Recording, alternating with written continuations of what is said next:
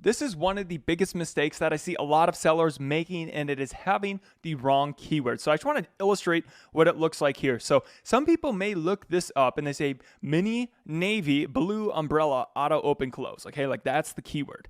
And what they'll do is they'll go through and look, and everybody's just kind of trained to press the button when we get to somewhere. Like let's say you had just thought of this on top of your head, and they see, wow, 203,000.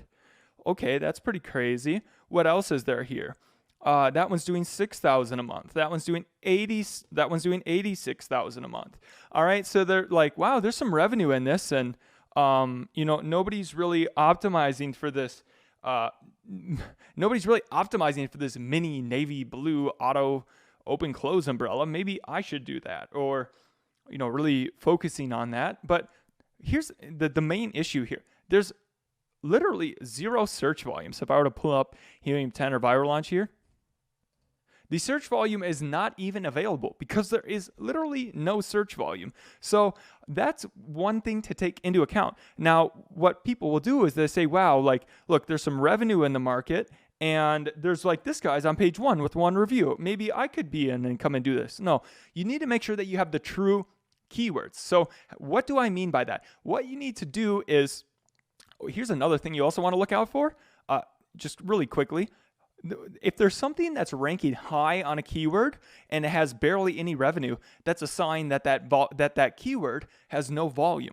Because if Amazon ranks by what sells the best through a keyword, well, if there's $29 a month and he's in number 3, then there's quite obviously not much revenue coming through this keyword because he's obviously selling better than this person is on this keyword. So that's the quick tip there. What you would do, like let's say this one that's 203,000 now. So this Yeezy, not a Yeezy for those who like the shoes. So what we could do then is put this into Cerebro and take that ASIN, do a reverse ASIN search. Oh, look at this. All right, so what we could do then is we could go and actually look, where does it rank high for? Because this was a high selling product.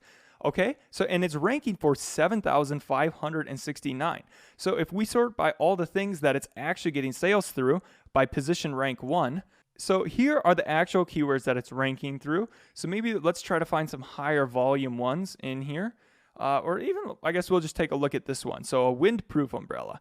Now, when we go and take a look at this windproof umbrella market, I mean, you can see, look at these amount of reviews, 2,600, 5,000, 2,600. So here's the key. There's actually volumes. I could put either Viral Launch here too. And what we're able to see is, wow, okay, we need a lot more money to come and compete in this market.